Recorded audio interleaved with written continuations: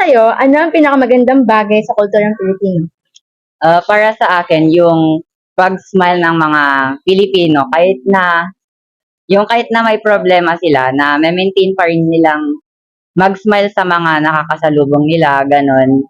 Tapos, yung ano mo, yung pag-respect, yung paggamit ng po at opo. Kasi sa paraang yun, na ipapakita natin yung mga respect natin sa mga elders, ganun.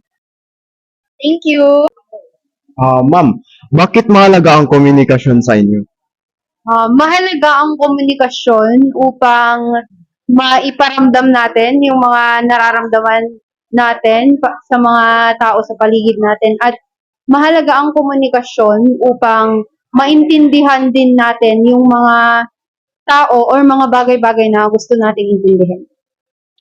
Yun po. Para sa inyo po, ano po yung salitang respeto sa kulturang Pilipino? So, para sa akin, yung respeto is ginagamit siya para sa matatanda or parang sa parang igalang na rin yung mga mas nakakatanda.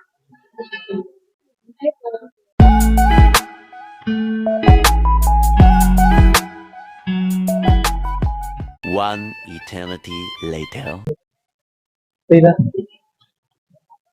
Kuya, pwede po ba kayong ma-interview?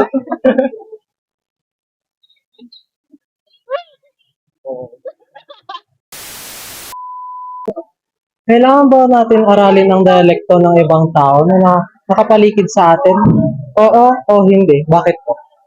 Of course, we should try to learn the different dialects in our country so that when we go to other places, like for example, pumunta tayo sa Bicol, we should try to understand them. And through communication, mas mapapadali yung transaction natin sa mga tao.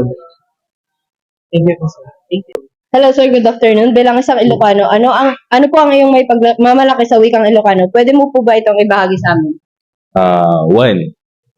Para kanya nga dimakkel ti Ilocano or ti La Union ket di may bagaklang dagiti makan tayo na very unique ti makan ti Ilocano. Kagamin ti Ilocano kalagkita ti sabali nga pagilian ket mangan tayo ti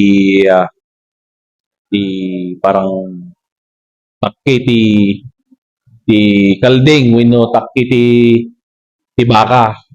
Wenno para kanya tayo as Ilocano dita tinaimas na kunada nga pinapaitan na binalik-balikan no. Yon. So, para kanya ka dati may promote ko nga makan ti Ilocano.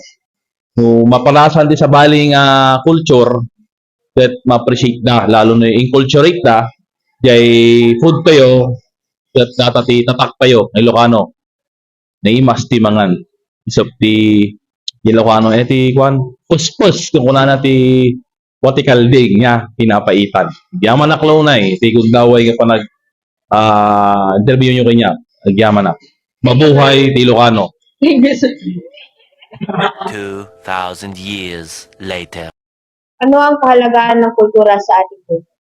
Ang kalahagahan nito sa ating buhay is sila yung nag-identify kung sino tayo and kung ano tayo and kung saan tayo nagmula. Kasi lahat naman tayo mga Pilipino is isa lang din yung kultura natin and may isang kwento tayo and doon lang naman tayo nag-iwalay-walay sa mga Ilocano, Bisaya, just yung mga pure Tagalog. So, mahalaga yung kultura para sa atin kasi sila ngayon nag-identify kung sino tayo at ano tayo. Bakit mahalaga ang kultura sa Pilipinas? Mahalaga ang kulturang Pilipino dahil dito tayo nakikilala ng ibang mga lahi. Ito rin ang siyang nagbubuklod sa bawat Pilipino at palatandaan ng ating mga ninuno. Kaya't huwag natin baliwalahin ang ating kultura, sa halip ay alagaan natin ito. Geng geng!